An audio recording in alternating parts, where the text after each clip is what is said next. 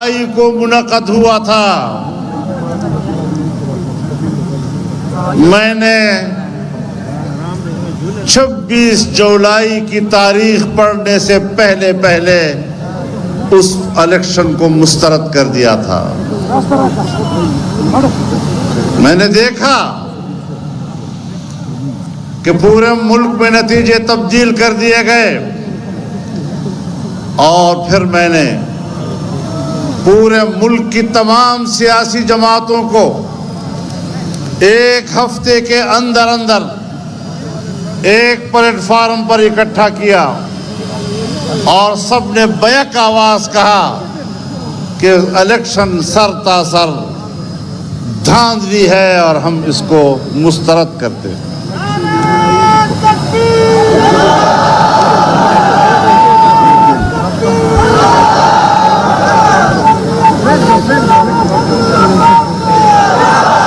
میرے دوستو، میں اس موقف پر آج بھی قائم ہوں۔ ووٹ عوام کا حق ہے، ووٹ آپ کا حق ہے۔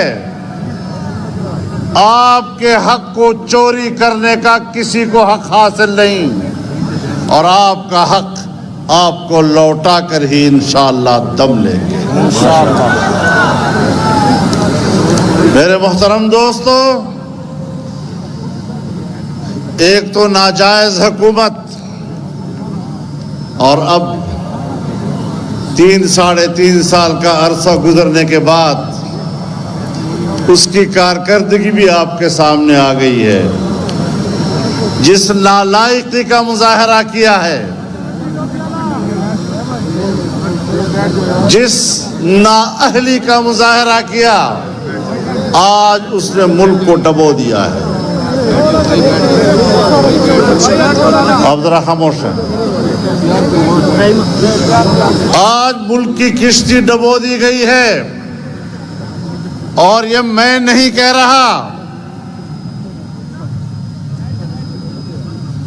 Federal board of revenue FBR کا چیئرمین کہتا ہے کہ پاکستان دیوالیہ ہوگا نہیں، پاکستان دیوالیہ ہو چکا ہے۔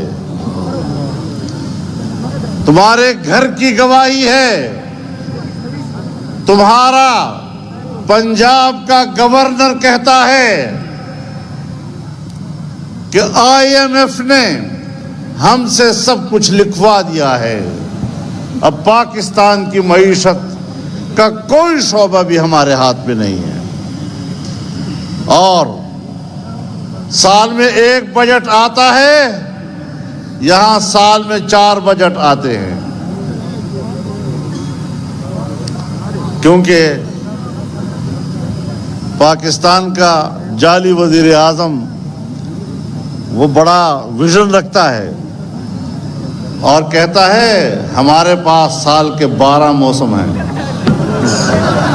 اتنا عقل مند آدمی ہے، حالات سے واقف، ویژن رکھنے والا، اور کہتا ہے کہ جرمنی اور جاپان یہ پڑوسی ہیں، ان کی سرحدات ملتی ہیں آپس میں۔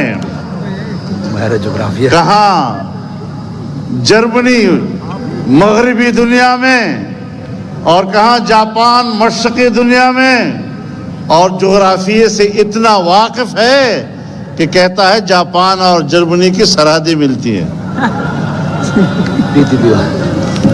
اب یہ باتیں پتہ نہیں اس نے کس حالت میں کہی ہیں، میرے خیال میں شہد پی کر کی ہوں۔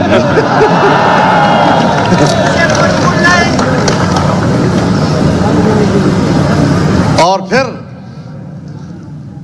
ڈیرہ اسماعیل خان سے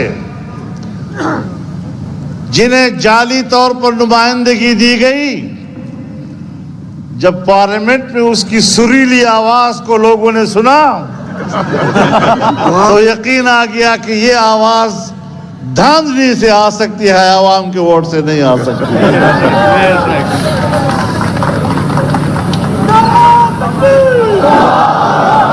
میرے محترم دوستو، جب ہماری حکومت تھی تو پاکستان کی سالانہ آمدن میں ترقی کا تخمینہ 5.5% تھا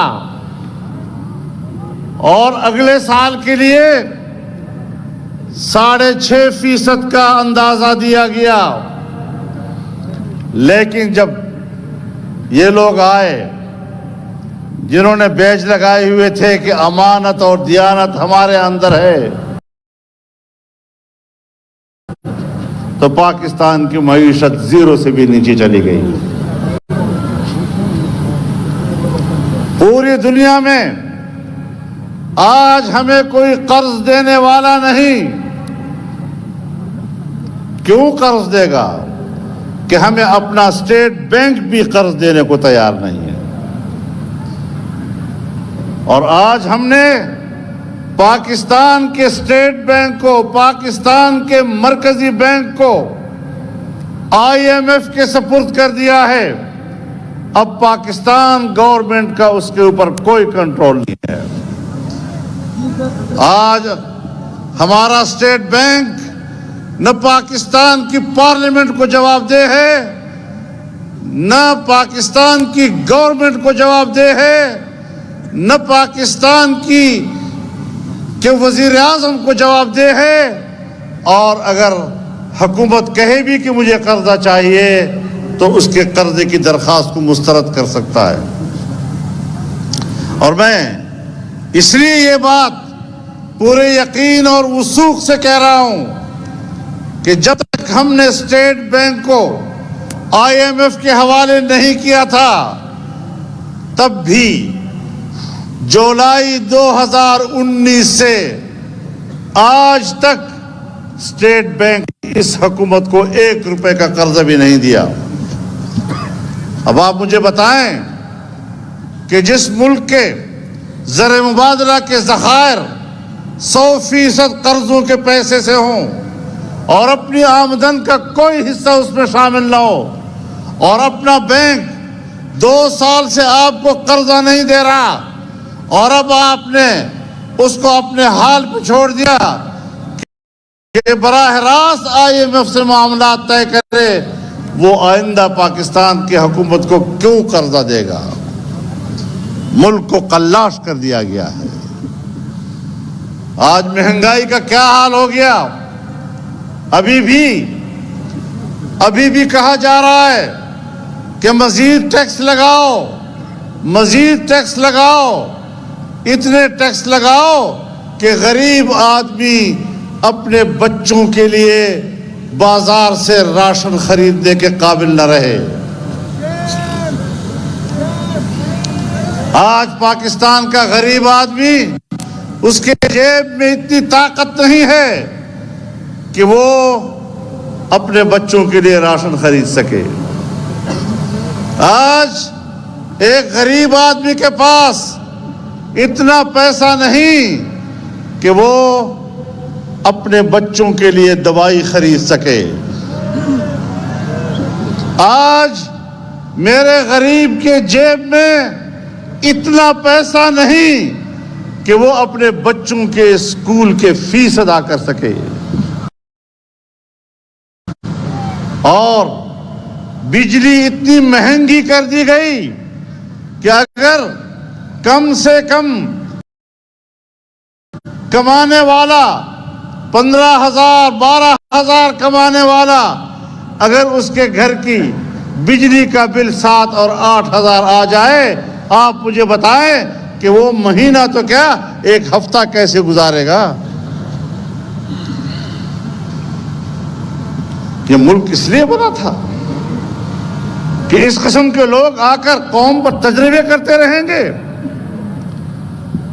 ایسے لوگوں کو لا کر، نااہلوں کو لا کر بین الاقوامی ایجنڈے پورے کیے جائیں گے.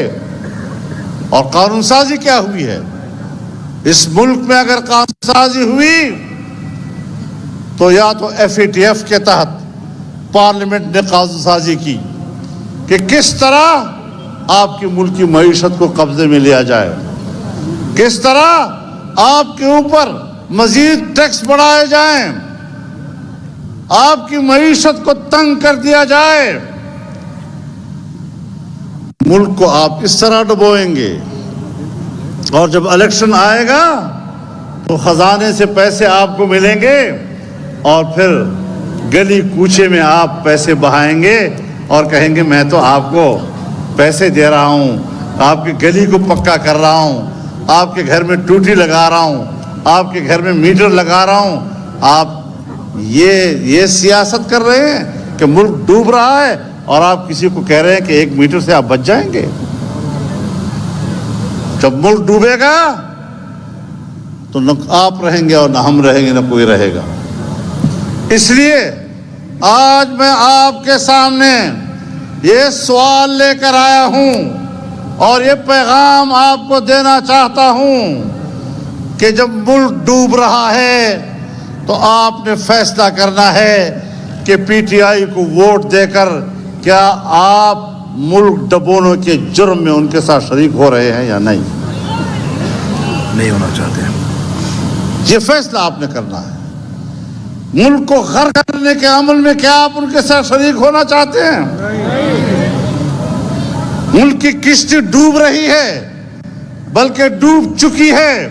یہ تو پاکستان کے غریب عوام ہیں جو حب الوطنی کی وجہ سے آج اپنے ملک کے ساتھ کھڑے ہیں، ورنہ جب ملک پر ایسے حالات آتے ہیں تو قوم بغاوتیں کھڑے کرتی ہے۔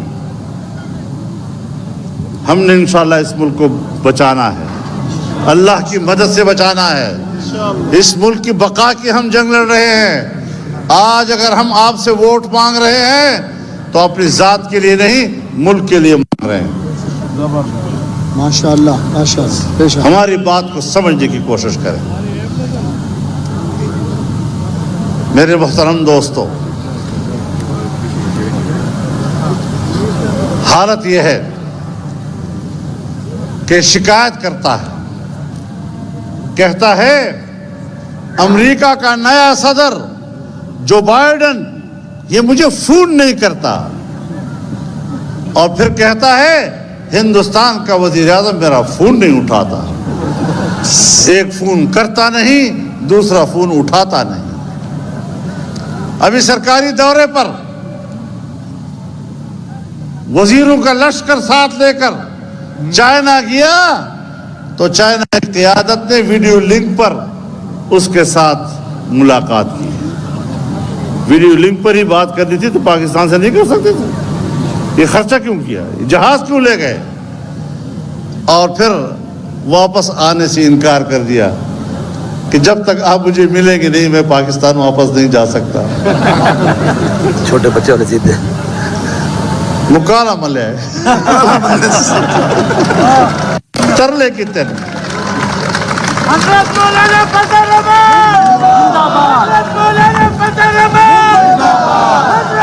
میرے محترم دوستو،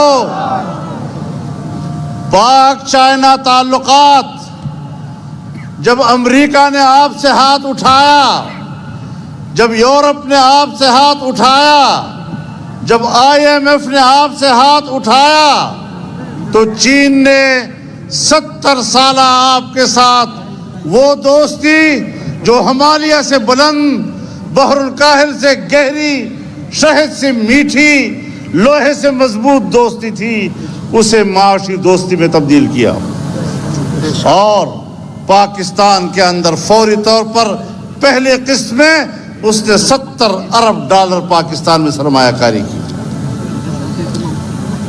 اور یہ سپیک یہ اسی پاک چائنا تعلقات کی علامت ہے۔ لیکن جب یہ نئی حکومت آئی تو اس نئی حکومت کے ایجنڈے میں یہ بات شامل تھی کہ سپیک کے منصوبے کو روکنا ہے۔ آج پورا چین آپ سے ناراض ہے۔ چین کے لوگ واپس چلے گئے ہیں۔ جس حصے کے ٹینڈر ہو چکے تھے وہی حصہ کچھ بنا، لیکن بین الاقوامی نگرانی کے بغیر بنائے۔ اور جب یہاں یارک تک سپیک بن گیا، مکمل ہو گیا، تو اس کا افتتاح بند کمرے میں کیا۔ बंद कमरे में क्यों करते हो? किससे शर्मा रहे हो?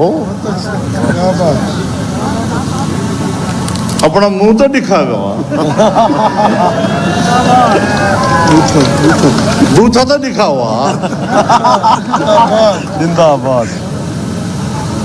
तो हमने कहा कि ये बैनुल अक़वामी मंसूबा पाक चाइना ताल्लुकात का मजहर, उसकी अलामत हम अवामी इफ्तिताह करेंगे ताकि चीन को पाकिस्तान के अवाम की तरफ से पैगाम मिले कि हम आपके साथ खड़े हैं और इंशाअल्लाह आपका ये मंसूबा मुकम्मल होगा, गवादर तक मुकम्मल होगा और इंशाअल्लाह रोम और क्वेटा तक अगले सेक्शन का इफ्तिताह भी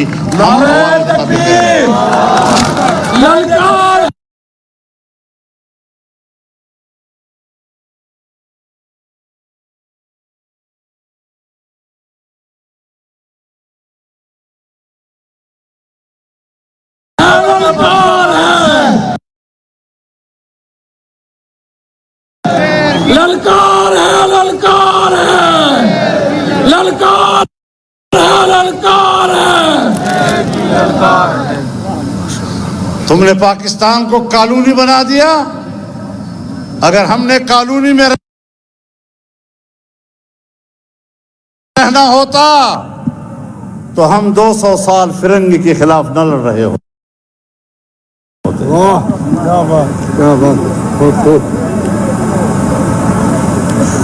बैक वक्त 50,000 उलमाए किराम को तोपों से उड़ाया गया।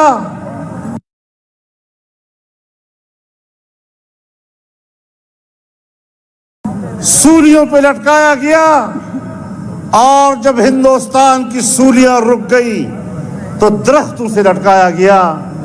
तारीख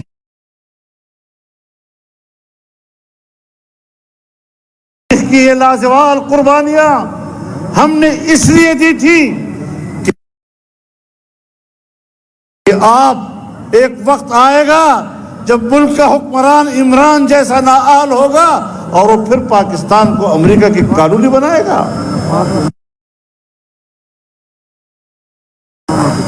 मेरे दोस्तों,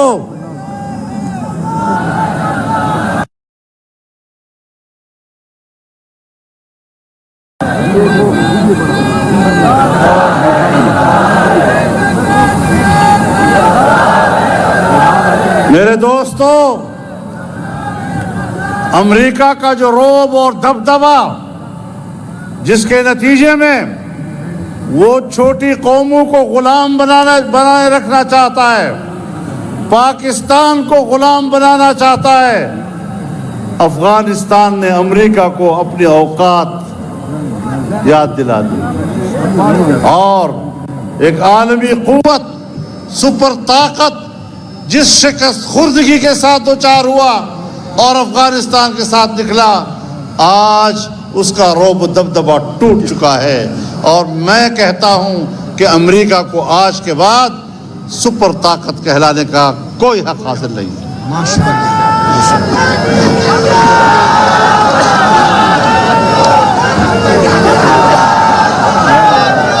हम कारोबार करेंगे, दुनिया के साथ करेंगे, लेकिन पाकिस्तान के मफाद को सामने होते हुए करेंगे। हमें कंगाल कर दिया आपने, न दोस्तों का छोड़ा और तन्हा कर दिया हमें। आज इंडिया की मईशत कहां खड़ी है? आज चाइना की मईशत मगरिब की मईशत का मुकाबला कर रही है। आज मलेशिया और इंडोनेशिया बांग्लादेश की मईशत आसमान से बातें कर रही है और हमसे तो इस टूटे फूटे अफगानिस्तान की मईशत भी बेहतर हो रही है। उसका पैसा भी हमसे ताकतवर है, ईरान का पैसा हमसे ताकतवर है, लेकिन पाकिस्तान को कहां खड़ा कर दिया गया है। और मैं ये भी बता देना चाहता हूं कि ये छोटे मोटे एजेंडे के साथ नहीं आया था। पाकिस्तान को माशी लिहाज से इस तरह डुबोना, ये उसका एजेंडा था, बैरूनी एजेंडे के साथ। اور یہ میں نہیں کہتا، میں کہوں گا تو لوگ کہیں گے الزام لگا رہا ہے۔ ان کے اپنے رفقا، وہ دوست جو اس کو اقتدار میں لانے کے لیے اپنی تمام توانائیاں صرف کر چکے، آج کہتے ہیں کہ جس طرح ملک ڈوبا ہے، فضل الرحمان ٹھیک کہتا تھا کہ یہ ایجنڈے کے تحت آیا ہوا۔ آج وہی اینکرز کہتے ہیں، وہی دانشور کہتے ہیں کہ ہم نے ان کے ساتھ تعاون کیا، ان کو ایک آئیڈیل سمجھا، ہم اپنے اوپر لعنت بھیج رہے ہیں کہ ہم نے یہ گند کیوں کیا تھا۔ میرے دوستو، ڈیرہ اسماعیل خان کی تاریخ سنجیدہ سیاست کی ہے۔ ڈیرہ اسماعیل خان نے مفتی محمود کو پیدا کیا اور دنیا کو اپنا شناخت کروایا، ماشاءاللہ، سنجیدہ سیاست دنیا کو بتائی۔ آج ہمارے سامنے ان لوگوں کو لایا گیا ہے کہ جن کا نام لینا بھی اپنی زبان پر ہم اپنی توہین سمجھتے ہیں۔ آج میں شہر میں کھڑا ہوں، میری زندگی آپ کے سامنے گزری، میرے والد اور میرے خاندان کی زندگی آپ کے سامنے گزری، اس لیے میری مجبوری ہے کہ میں گلی کوچے کے لچے لفنگوں کی زبان استعمال نہیں کر سکتا،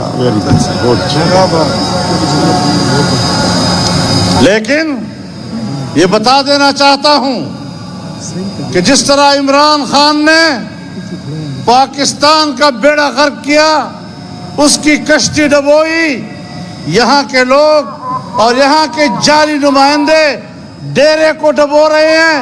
انشاءاللہ نہ پاکستان کو ڈوبنے دیں گے، نہ ڈیرہ اسماعیل خان کو ڈوبنے دیں گے۔ قائد جمعیت مولانا فضل الرحمان صاحب، قائد جمعیت مولانا فضل الرحمان صاحب۔ أشهد أن محمدا رسول الله حي على الصلاة حي على الصلاة حي على الصلاة حي على الصلاة الله أكبر الله أكبر لا إله إلا الله لا الہ الا اللہ اللہم صلی اللہ علیہ وسلم۔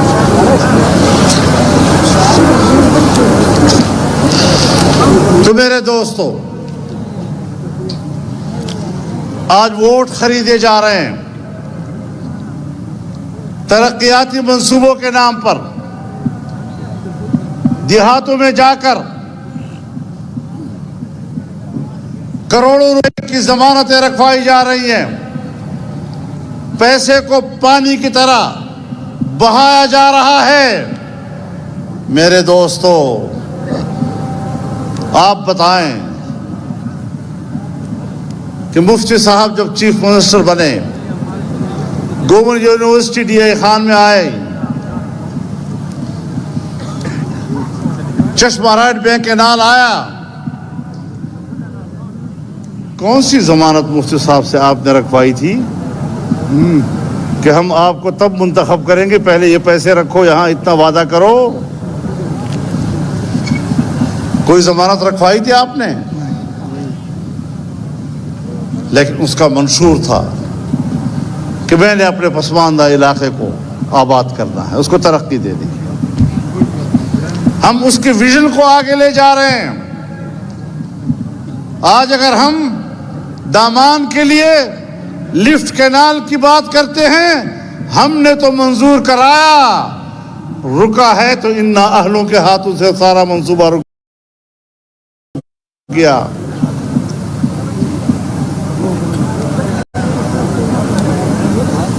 ہم نے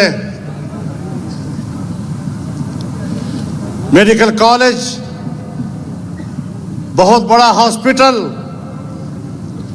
گرلز کالج، زرعی یونیورسٹی،